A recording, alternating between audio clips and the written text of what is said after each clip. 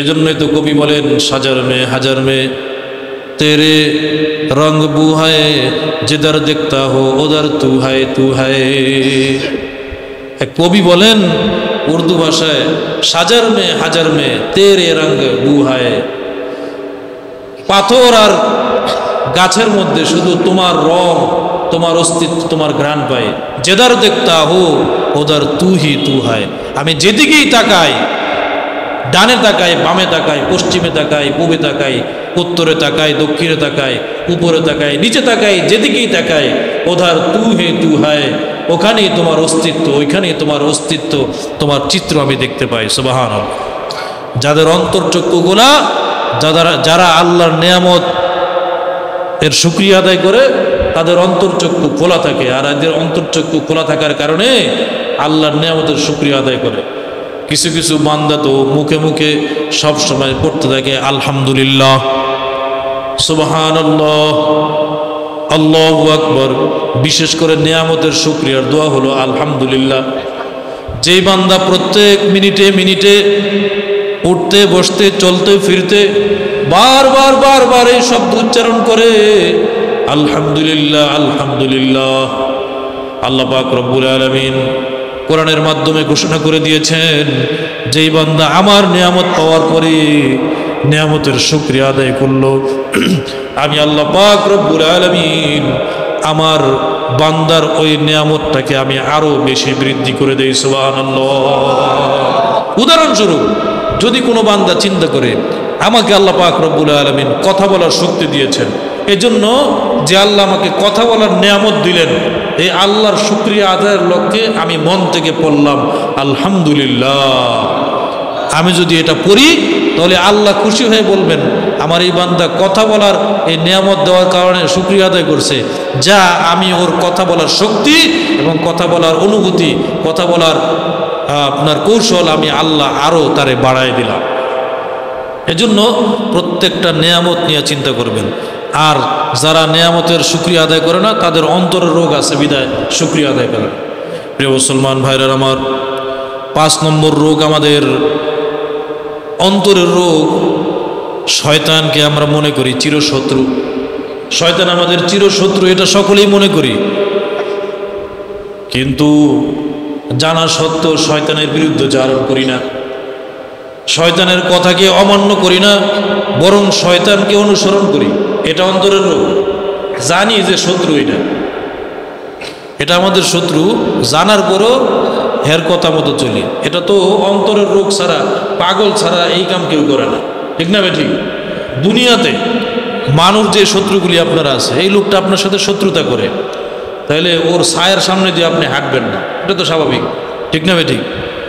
আপনার যে শত্রু, মনে করেন আপনি একটা লোককে শত্রু বানাইছেন, সে আপনার সাথে শত্রুতা করে যে কোনো কারণে, রাজনৈতিক কারণে হোক, প্রতিবেশীর কারণে হোক, অথবা ধর্মের কারণে হোক, বিভিন্ন কারণে, বা ব্যবসায়ী পারপাসে হোক, অনেকের সাথে শত্রুমি করে না?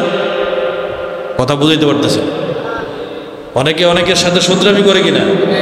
আপনি জানতেছেন এই লোকটা আপনার শত্রু, আপনার সাথে শত্রুমি করে, আপনি তার 1000 বার বোঝানোর পরও সে ঠিক হয় নাই, জানতেছেন। এখন এই লোকটা আপনার শত্রু জানার পরেও কি আপনি তার অনুসরণ করবেন? তার কথা মানবেন? তার কথা শুনবেন? তার বুদ্ধি নিবেন? ওরে দেখলে ওর ছায়াও পারাইবেন না, ঠিক না ঠিক? তো এখন আমাদের মুসলমান ভাইরা জানে যে শয়তান আমাদের চিরশত্রু, শয়তান যে শত্রু এটা জানে। ইন্নাশ শাইতানা লাকুম আদুউম মুবিন, আল্লাহ নিজে বলে দিলেন শয়তান কিন্তু তোমাদের প্রকাশ্য শত্রু। এটা জানার পরও শয়তানের অনুসরণ করে, এরপর পিছনে পিছনে যায়। শয়তান কয় সিনেমায় যাইতে, হ্যাঁ শয়তানের লগে লগে সিনেমায় যায়। শয়তান কয় পরনারী দেখতে, হ্যাঁ শয়তানের লগে লগে পরনারী দেখে। শয়তান কয় সুদ খাইতে, ঘুষ খাইতে, খাইতেছে। শয়তান বলতেছে মিথ্যা কথা বলতে, মিথ্যা কথা বলতেছে। শয়তান বলতেছে গীবত করো, পরনিন্দা করো, চগলখুরি করো, আড্ডাবাজি করো, মদ খাও, জেনা করো, জুয়া খেলো। শয়তান বলতেছে আর শয়তানের কথা অনুযায়ী হ্যাঁ চলতেছে। জানে শত্রু, শত্রুর জানার পরও শত্রুর কথা শোনে, তা হাম্মুখ ছাড়া আর কিছু কথা বুঝাইতে পারি না। জানতেছে যে এই লোকটা শত্রু, জানার পরেও শত্রুর কথা মানে, যে এই কি নির্বোধ নাকি বুদ্ধিমান? আহাম্মক না? কি বলেন? শত্রুর কথা যে শোনে, শত্রু যাই না, আরে আহম্মক স্যার আর কিছু বলা যায়? আহম্মক, নির্বোধ, বোকা, নিরেট বোকা। দুনিয়ার লাইনে চালাক হইল, আখিরাতের দৃষ্টিতে সে বোকা, নির্বোধ, আহাম্মক, বেকুব, এটা নিশ্চিত। এজন্য যারা শয়তানকে শত্রু মানার পরেও শয়তানের বিরুদ্ধচারণ করে না, বুঝতে হবে তাদের অন্তরের রোগ আছে। এজন্য শয়তানের বিরুদ্ধচারণ করে না, শয়তানের কথা অনুযায়ী চলে। যাই হোক, এই 5টা রোগের কথা বললাম, আরও কত অনেক আছে। ওই দিকে গেলে আবার আজকে আয়াতের তাফসিরই করতে পারবো না। তো পরবর্তী আয়াতে আল্লাহ পাক রব্বুল আলামিন 11 নম্বর আয়াতে বলে, বিসমিল্লাহির রহমানির রহিম, ওয়া ইযা ক্বিলা লাহুম লা তুফসিদু ফিল আরদ ক্বালু ইন্নামা নাহনু মুসলিহুন। আল্লাহ বলেন, যখন মুনাফিকদেরকে বলা হয়, ওয়া ইযা ক্বিলা লাহুম, তাদেরকে যখন বলা হয়, লা তুফসিদু ফিল আরদ, জমিনের মধ্যে ফাসাদ সৃষ্টি করো না।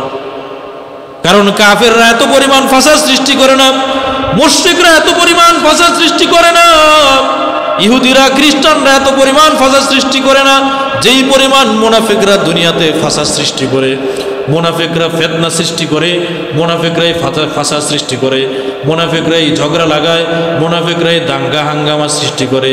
যত রকমের ফিতনা, অশান্তি, যত রকমের অরাজকতা সমাজে আছে, মনে রাখতে হবে সব কিছুর পিছনে মুনাফিকদের ইন্ধন আছে। কাফেররা এত ইসলাম নিয়ে এত মাথা কামায় না, ওদের মতো ওদের ধর্ম পালন করে।